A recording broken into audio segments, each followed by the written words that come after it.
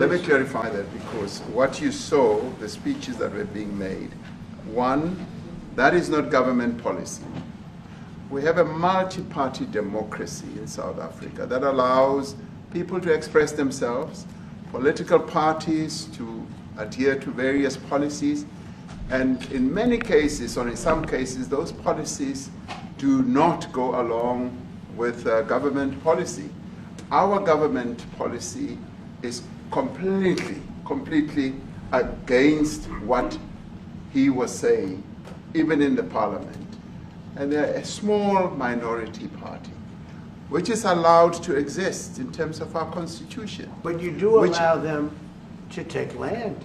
No. You do allow them to take land. Nobody can take land. And then when they take the land, they kill the white farmer. And when they kill the white farmer, nothing happens to them. No. There is nothing happens to them. There is criminality in our country. People who do get killed, unfortunately, through criminal activity, are not only white people. Majority of them are black people. And we have now been utilized. The farmers are not black. I don't say that's good or bad, but the farmers are not black. And the people that are being killed in large numbers, and you saw all those grave sites, and those are people that loved ones going, I guess on a Sunday morning, they told me, to pay respect to their loved ones that were killed. Their heads chopped off, they died violently. And, you know, I mean, we're here to talk about it, and I didn't know we'd get involved here, but I will say this, that if the news wasn't fake, like NBC, which is fake news, totally, one of the worst, ABC, NBC, CBS, horrible. But if they weren't fake news like this jerk that we have here, if we had real reporters, they'd be covering it. But the fake news in this country doesn't talk about that. They don't want to talk about it, but now they have to talk about it. But they won't. This won't even be a subject. They'll have him talking about why did a country give a free, think of this, why did a country give an airplane to the United States Air Force? Okay, the United States, not to me, to the United States Air Force, so they could help us out, because we need an Air Force One until that's Air Force One, it's being built, 2 of them being built. But Boeing's a little bit late, unfortunately. So why did they give us a plane to the United States Air Force? That's what that idiot talks about after viewing a thing where thousands of people are dead. I'm sorry, I don't have a plane to give you. I wish you did. I'd take it. I would take it. If your country offered the United States Air Force a plane, I would take it. Okay.